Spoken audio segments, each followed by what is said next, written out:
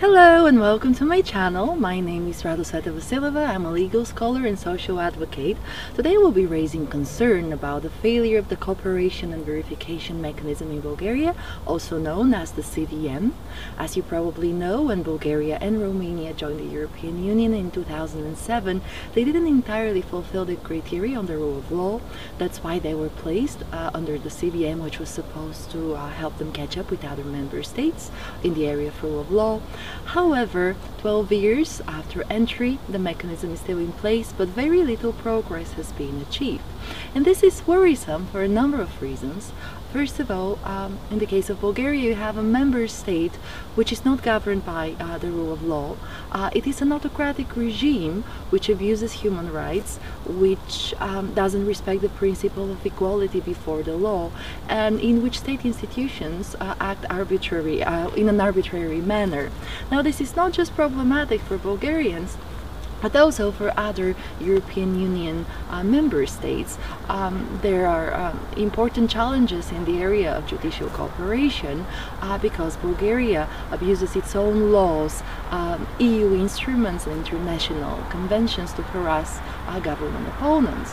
Last but not least, the bitter experience from the CVM can actually be relevant in light of the new rule of law mechanism which the European Commission plans to implement for all European Union member states. Because, let's face it, if the European Commission has failed in monitoring the rule of law in 2 European Union member states, how can we trust it to monitor the state of the rule of law in all member states? Now, in that light, it's important to consider how and why the CVM failed, and of course to do that you need to have a brief idea of what the CVM actually is. It's a mechanism which is based on dialogue, and this dialogue is evidenced through regular reports in which the European Commission evaluates progress in 6 key areas. In the case of Bulgaria, these are judicial independence, the legal framework, judicial reform, high-level corruption, general corruption, and organized crime. So in each report, the Commission assesses progress, it evaluates how prior recommendations have been addressed by Bulgaria, and eventually it makes new recommendations. Now, there are many theories and arguments which may shed light why this mechanism failed in Bulgaria. I guess many experts concur that the main reason why this mechanism failed is because progress is not rewarded in any way, and retrogression is not punished in any way. So the European Commission has to rely on the goodwill and the good faith of the state, of the member state it monitors, and unfortunately states like Bulgaria cheat. Of course, one may consider if there isn't actually a design fault in the mechanism itself, because these 6 categories which the Commission monitors overlap, and that's why it's very difficult to separate them and to monitor progress separately, because clearly to fight corruption and organized crime, you need an independent judiciary. But in Bulgaria, that had to be ensured through judicial reform, which in turn, to be implemented, you need to modify the legal framework. Now, also, it's very difficult to see the difference sometimes between corruption and organized crime, because organized crime in Bulgaria very often benefits from the protection of state institutions. So you have a problem of corruption there too.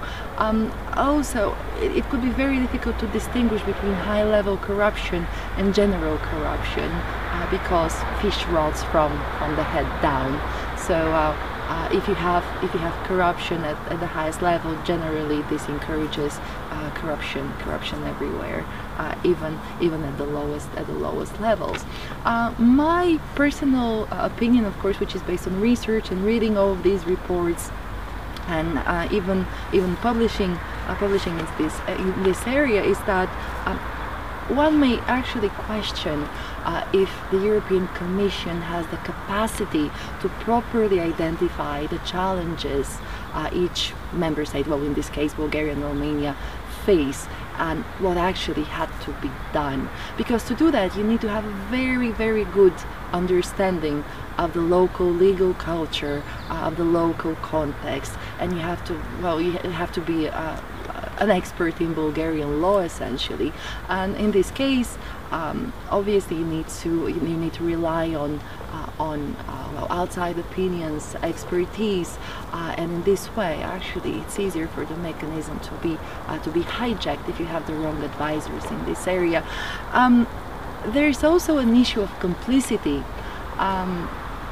As you probably know, for the past 10 years, Bulgaria has been governed largely being governed by the same party, which is part of the EPP, the European People's Party family. And so, as the European People's Party is a dominant party in the European Parliament, there are behind the curtain alliances and tense agreements we're not aware of, which may influence, of course, this mechanism, and which obviously have influenced this mechanism because especially the latest reports, the last 5 or 6 reports that the Commission published are sugar-coated. They don't really correspond to reality. They clearly actually are, well, sound like PR for our government, which I believe is quite unfortunate. So to provide examples of the lack of capacity to identify key challenges on the one hand and the complicity with Bulgaria's government on the other, I plan to use 2 examples. So the first example is Bulgaria's Prosecutor's Office.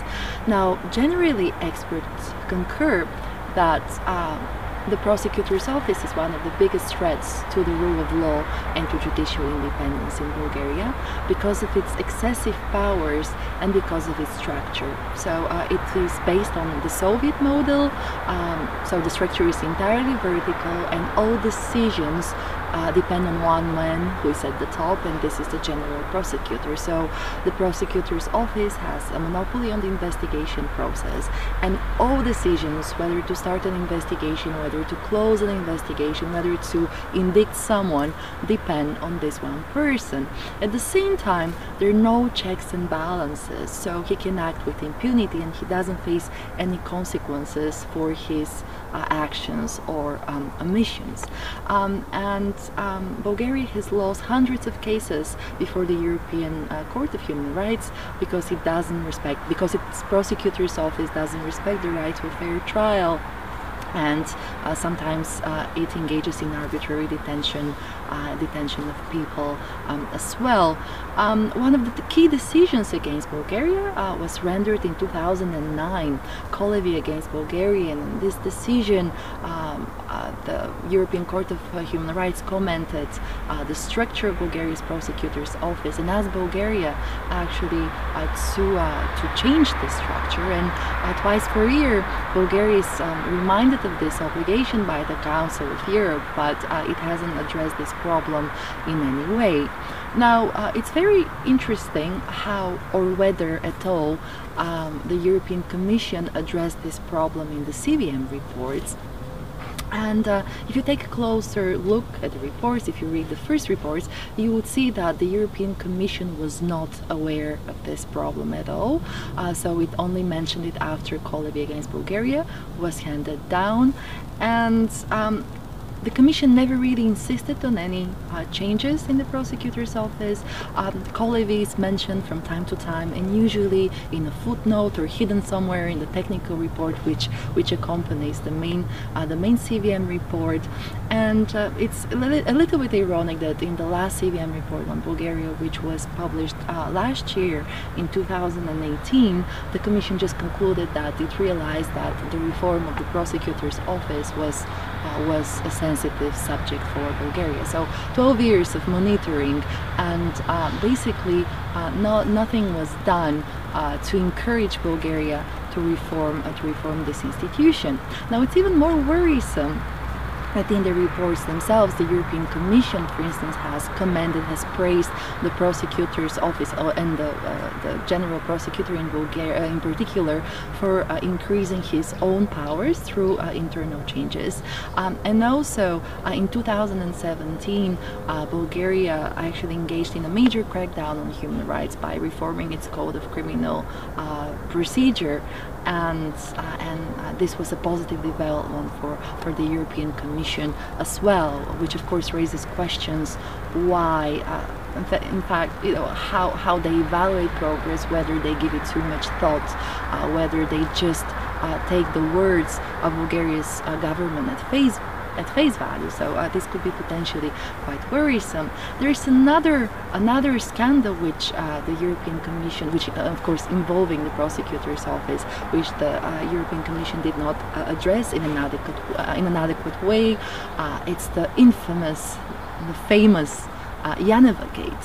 So these were a series of leaked recordings between two important judges at the Sofia City Court, the president and another judge, and they were discussing how the general prosecutor, the prime minister, and other politicians told them how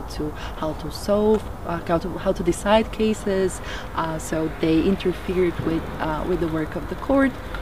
And as you can imagine, this was a very big scandal. Civil society members were outraged, and it's very interesting that the European Commission in the CBM report, of course they couldn't ignore it because the scandal was very big, but they just mentioned, well, we believe it's very important for this scandal to be investigated. And Bulgaria did not, of course, investigate this scandal, but the Commission forgot to follow up. So clearly we can suspect that there were political factors that played a role in this. But even if you think about this recommendation that the scandal is investigated itself, it's a little bit ironic because the Commission should be aware that because of the structure of Bulgaria's prosecutor's office, it is practically impossible for the general prosecutor. Well, it's practically impossible to investigate circumstances in which the general prosecutor is implicated. He has to investigate himself, and this is not very realistic. Also, this recommendation for investigation is aimed at the government, and it is unrealistic to expect that the government would encourage an investigation which can incriminate the prime minister. So overall, just based on Janeva Gate, we can doubt whether the Commission has the capacity to identify challenges, but also whether the mechanism itself is prone to political hijacking. So the second example of a challenge which the Commission either chose to ignore or could not identify is Bulgaria's Supreme Judicial Council. This is probably the most important institution in Bulgaria's justice system because it is responsible for the election and promotion of all magistrates, and by magistrates we mean judges, prosecutors and investigators. And it is also supposed to ensure judicial independence. However, it usually fails at the task. To illustrate what I mean, we need to do some basic math. So this body has 25 members. 3 of them become members automatically. These are the general prosecutor and the 2 highest ranking judges in Bulgaria, the president of the Supreme Court of Cassation and the president of the Supreme Administrative Court. Now, 11 members are directly elected by parliament, and clearly to be elected by Bulgaria's parliament you need to have the government likability factor. So this could potentially lead to some political interference in the work of the council. 6 members are elected by judges, and then 4 prosecutors are elected by the prosecutors, and one investigator is elected by the investigators. But what is interesting is that these 4 prosecutors and the investigator are direct subordinates of the general prosecutor in Bulgaria, so their career somewhat and their work depends on him, so they usually vote en bloc together with him. Now, All of these members form the plenum of the General Assembly of this council, and one of their most important goals and tasks as a plenum is to elect the General Prosecutor and the two highest ranking judges. And what happens in practice, if you take a look at this composition, is that the election of the two most important judges in the country depends on the political quota, these 11 members, and the prosecutorial quota. And as I said, they usually vote en bloc, so this is a little bit ironic because you have to be liked by the prosecution to be elected. In turn, when it comes to the election of the general prosecutor himself, this is also problematic because in a way the general prosecutor blesses his or her heiress. We haven't had a female general prosecutor so far, so that's why I refer to the general prosecutor as a man. But you see that this may also explain why not only we cannot have a proper investigation into circumstances in which the current general prosecutor is involved, but also we cannot investigate him in the future either because he has approved of his heir, and this is potentially problematic. Now, when it comes to the election and promotion of judges and prosecutors that are not highly ranked, you need to consider that this body is currently divided into two colleges. We have the Judicial College and the Prosecutorial College, and if we take a closer look at the composition of the Prosecutorial College, you would see that it has 11 members. So we have the General Prosecutor, we have 4 prosecutors, 1 investigator, and 5 members from the political quota. And if you just do basic math, you would see that the General Prosecutor controls 6 votes, or he controls the majority, and that's why he can actually determine the fate of prosecutors. He can influence their careers, etc. So this is also problematic. Nobody can challenge his authority in this council. Now, how did the Cbm address this issue? Well, it didn't really adequately address it because this new structure is the result of what I call a pseudo reform.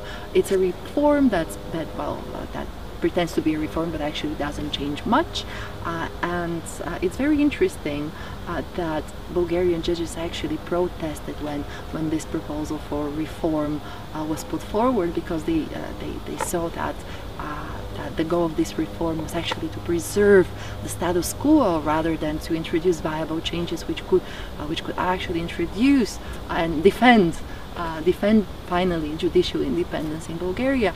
But the European Commission was not very concerned. They said in the Cbm itself that despite protests, they could still see progress.